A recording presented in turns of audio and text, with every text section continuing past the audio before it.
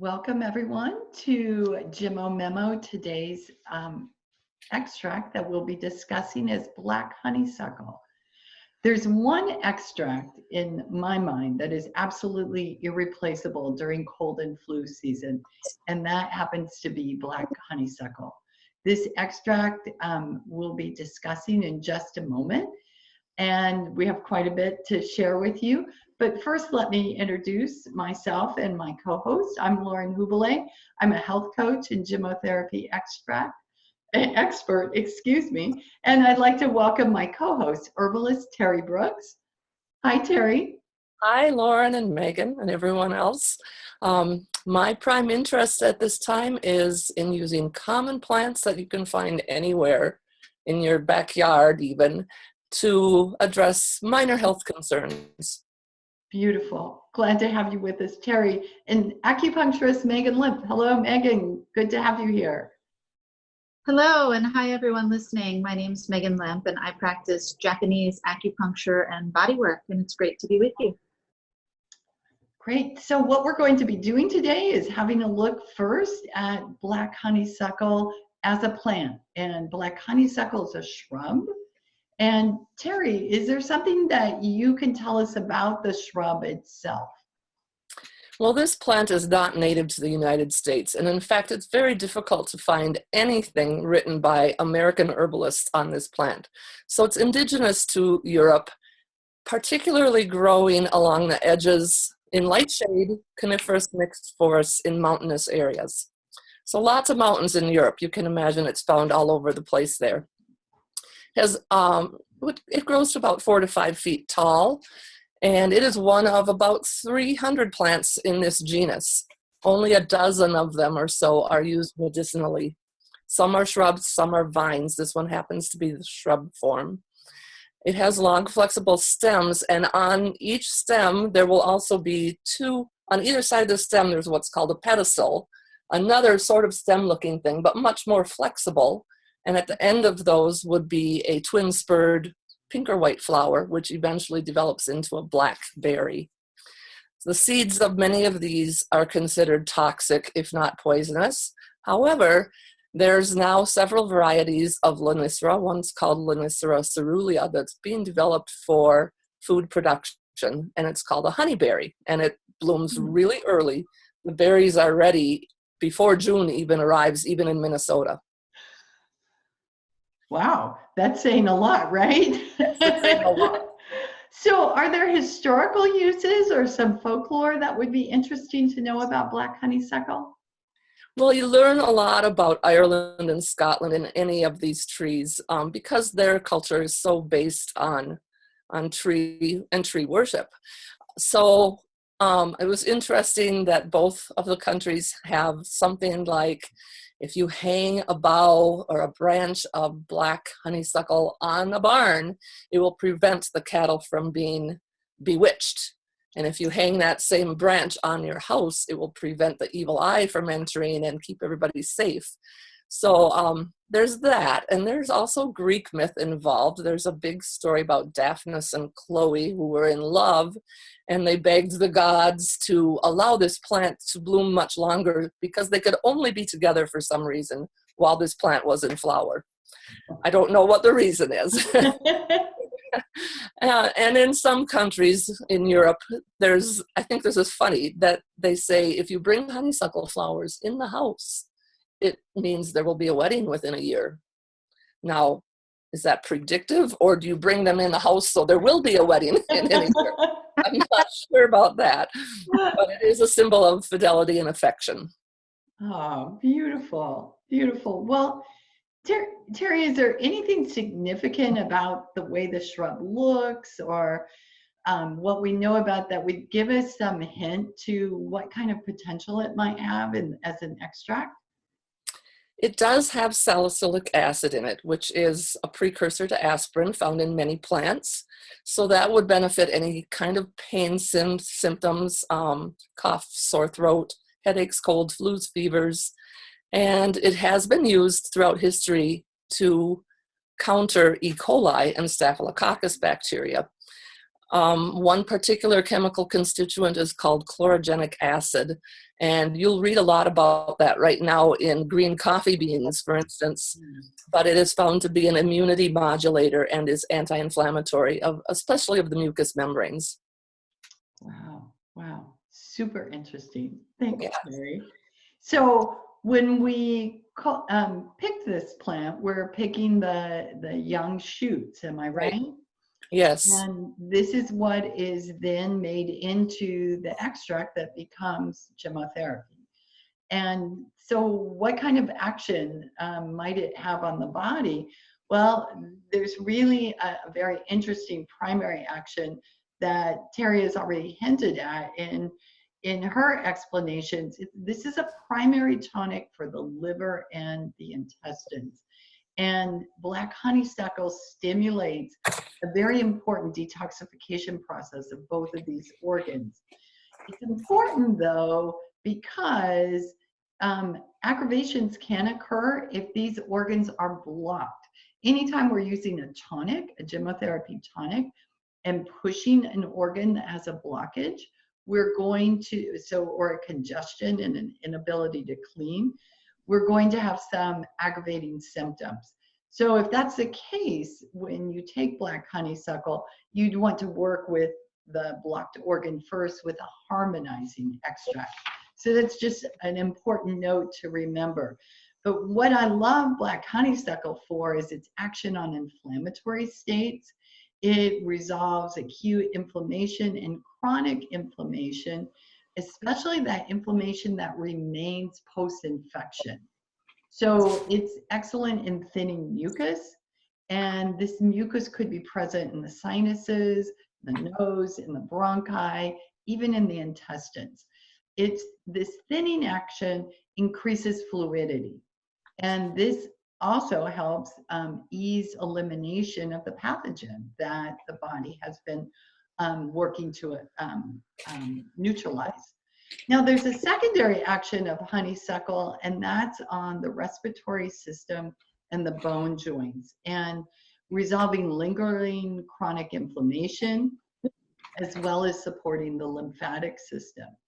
So when I think of honeysuckle in my practice, I use it mostly for acute. I use it to thin that mucus and restore health in respiratory and intestinal mucosal membranes.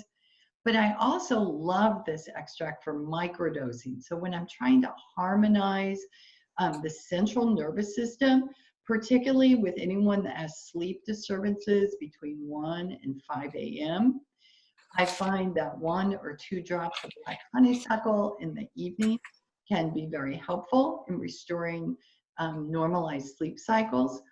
It's very good for those with anxious or obsessive, depressive kind of thoughts, particularly those that come up in the evening, and has been known to improve general depressive states. Now, chronically, when we move past the acute stage and we move past harmonizing the nervous system and we're working with some deeper symptoms, this can be an excellent extract for respiratory inflammation that is chronic to the tonsils, to the throat, to the bronchi. It's excellent post-infection. I pair it often with common alder and black currant. And then for liver issues, in cases of liver toxicity, black honeysuckle paired with common alder would be useful, or in chronic hepatitis, where you could pair it with rosemary and rye. So this is quite a bit of potential for this little plant in one little bottle. And now let's take a look at the Asian medicine lens. Megan, what can you share with us about black honeysuckle? Yes, Lauren, I have to say, similar to how you feel, black honeysuckle is one of my absolute favorite extracts. In fact, I would probably never travel or leave home without it. I use black honeysuckle in almost all cases of congealed phlegm or mucosal lining inflammation. It transforms phlegm and inflammation by moving qi, blood, and fluid in the body. It supports the liver, and it supports the meridians of lung and large intestine. We call lung the master of qi, After the digestive process of breaking down food, qi is extracted from the food and the fluids that we take in, and the qi and breath are combined in the lung. The lung then creates what we call our body's qi. It's the extract from the food and the fluids and the extract from the air we breathe that combine in the lung and create our qi. The lung then spreads that qi to all the other organs in the body and keeps them properly lubricated. So remember, the nature of qi is to transform and to adapt to change. And when our qi is flowing and it's abundant, we're able to move through our internal and external transformation process with relative ease. Lung is the most exterior of all the yin organs in the body. It acts as the meeting place of the interior and the exterior of the body. And it's our first layer of defense against our environment. Therefore, if we have a digestive imbalance or an upper respiratory issue, these can both be imbalances in the lung and large intestine. And these are the most common things that we see when our external environment changes or our weather changes. We're likely to see digestive imbalances and lung and large intestine imbalances. So if we can keep our fluids thin and moving, it's easier for the body to clear them out. The problem arises when the qi stops flowing smoothly and fluids congeal. They thicken and they become stagnant and lodged. So if we imagine the river of qi flowing in us, now imagine that we put cornstarch in it. The flow is now slow and the fluids are thick. Black honeysuckle acts to thin these fluids and restore that flow so that the body can restore its cleaning process. So what does obstructed qi look like when the body is asking for lung support? Well, the lung opens to the skin and it controls the opening and closing of the pores. So we might see a change in sweat. Often there might be a fever with no sweating, or there might be sweating with no exertion, or there might be increased sweat on your palms and in your feet, right? Some kind of change in the temperature or sweating process in the fluids of the skin. We know that the lung has a natural descending function. And when that is off, we'll see cough, we'll see constipation, or we might see fluids congealing and looking like edema. The lung's descending function is also important in the removal of waste. It keeps the downward motion of waste happening, sending it all the way down to its partner meridian, large intestine.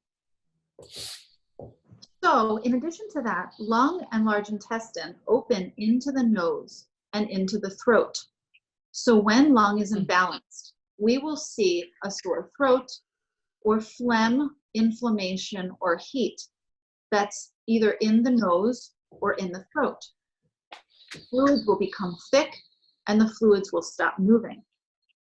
An old Asian medicine text called the Nanjing says the lung is the upper source of water. If it loses its critical descending function, there may be symptoms of stuffiness in the nose and chest, coughing, and signs of water stagnation like phlegm and edema. Also, we know that that black honeysuckle tonifies the liver. Liver is in charge of cleaning the blood and the smooth movement of qi, blood, and emotions. At a low dose, it can be a liver tonifier and have a harmonizing effect. However, it can, like Lauren said, be overdone, particularly if there is a lot of qi stagnation or heat in the body. Liver's nature controls the smooth movement of qi and blood. When over-tonified or pushed, the smooth movement is going to be interrupted, and we're going to see signs of qi stagnation, like irritability, heat in the skin, rising heat symptoms, or headache. So if we think about all of that, and we combine the smooth flow of qi and blood from the liver with the lung's proper distribution of fluids and its descending function, We can see how black honeysuckle thins fluids and eases both inflammation and elimination. If you'd like a little bit more information about Asian medicine and how Asian medicine looks at health and the body, you might want to go back and listen to our first episode of this podcast, Gemmo Memo, where I do a brief overview of acupuncture and Asian medicine's philosophy. Fantastic. Maegan, thank you. That was so informative. Wonderful. So Maegan, maybe this is a good time. In addition to going back and looking at that episode, people can also find more information on your website. Is that correct?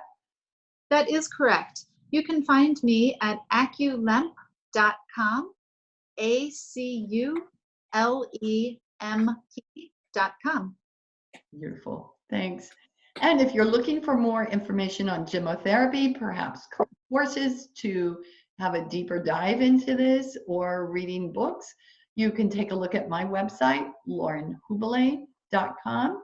And Teri, where could people find a little bit more about trees? Well, there's any number of books about trees. I've recommended several in the first three. I have another one that is really a fascinating book. Not mainly about trees, but this is an old gypsy herbalist. And many of our modern herbalists have been taught by this woman. So she's really interesting to read. Juliet de Barclay-Levy is her name. Wonderful. Thank you. Thank you, ladies, so much for joining me. I look forward to our next episode. Thanks, Lauren.